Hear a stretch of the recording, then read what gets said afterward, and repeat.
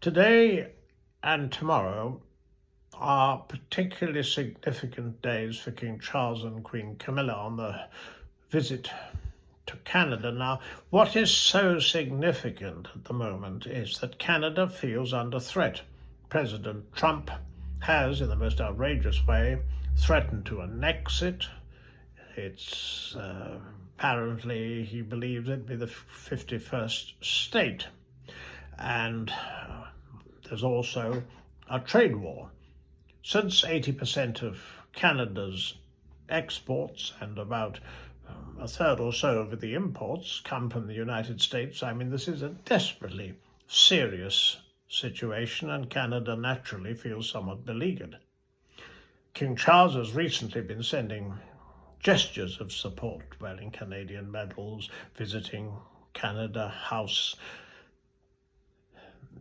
planting a maple tree, receiving Canadian dignitaries. But when tomorrow he addresses the Canadian Parliament, that, with a speech from the throne, Queen Elizabeth last did it in 1977, that will be watched with its minutiae, because although the Canadian government is expected to write the major part of the speech, so to speak, or approve it, the facts undoubtedly are that Canadians will expect the King to add personal touches to the speech. It'll be his 20th visit to Canada.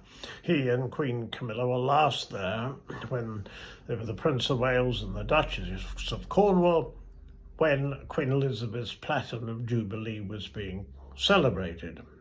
So it's the way this will be received in Canada, in Britain, which will be somewhat nervous, and also whether there might be a response of some sort from the United States.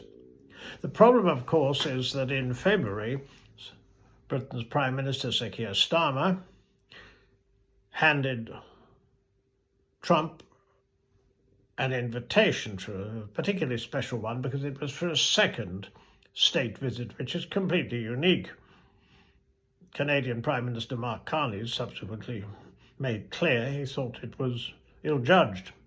Even so, Britain is nervous because the United States is so pivotal as an ally in NATO, and also, of course, trade agreements and current negotiations. It's a very difficult time, and the president is the most unpredictable character that the world's seen, I think, since, it's impossible to make a comparison. It seems to me things change by the day.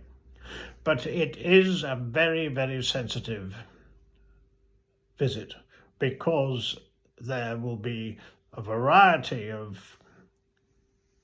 receptions and wreath laying and so forth. The Queen will be sworn in as a Canadian Privy Councillor, but its main purpose will be for King Charles to convince the Canadian people that as head of state he stands foursquare behind them. It's important to remember Queen Elizabeth visited the United States twice as Queen of Canada in the 1950s, and she attended the Canadian based, it was in Ottawa, CHOGM, in 1973 as Queen of Canada, even though British Prime Minister Edward Heath, who'd advised her not to attend CHOGM in 1971, gave her the same advice. So it's wearing two crowns, so to speak. There are 15 realms that King Charles rules over, and in the next couple of days it will be a very considerable test, and there will be a lot of nervousness about it in Britain, and elsewhere it will be watched very closely.